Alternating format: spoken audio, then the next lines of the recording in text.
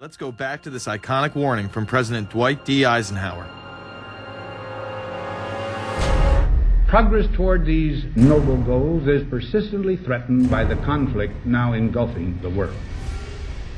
It commands our whole attention, absorbs our very beings.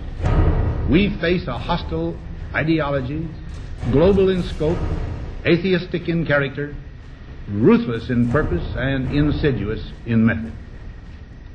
Unhappily, the danger it poses promises to be of indefinite duration.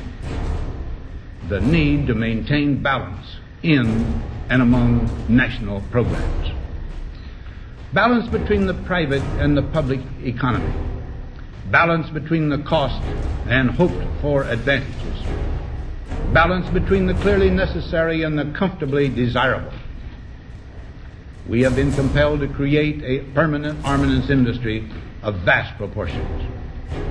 We annually spend on military security alone more than the net income of all United States corporations. The total influence, economic, political, even spiritual, is felt in every city, every state house, every office of the federal government.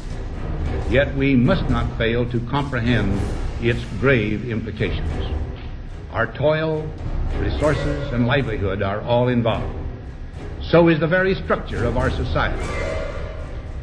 In the councils of government, we must guard against the acquisition of unwarranted influence, whether sought or unsought, by the military-industrial complex. The potential for the disastrous rise of misplaced power exists and will persist. America went into a major mobilization, revived its defense industries, and we saw the civilian economy of America more and more skewed through the 50s. Already in Eisenhower's time, he could see it coming, that you were getting a larger and larger defense military component of the economy, which, unlike the rest of the economy, was very, very centrally organized about lobbying for more and more new weapons. It was the political skills of this military-industrial complex, which I think Eisenhower was really warning us about, and rightly. There is a military-industrial complex. Today we see a situation where the civilian economy is really in tatters, and most of our civilian production has gone overseas to third world countries. What do we export? Our biggest export practically is garbage, but apart from garbage, we export military equipment. We have a special act which subsidizes, makes it possible for countries abroad to buy our armaments because it's too expensive to produce them for one country only.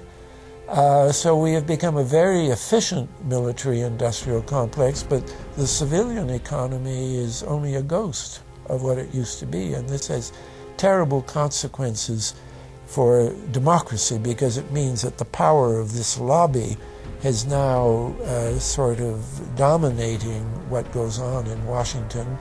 Through multinational corporations, global intelligence networks, out-of-control banksters, all under the veil of national security and black operations, the global elite have consolidated power on a massive scale over the last several decades. You see, global corporations not only fund and develop large technological and military projects here and abroad, they also own the consumer industry and production, as well as all of the important media.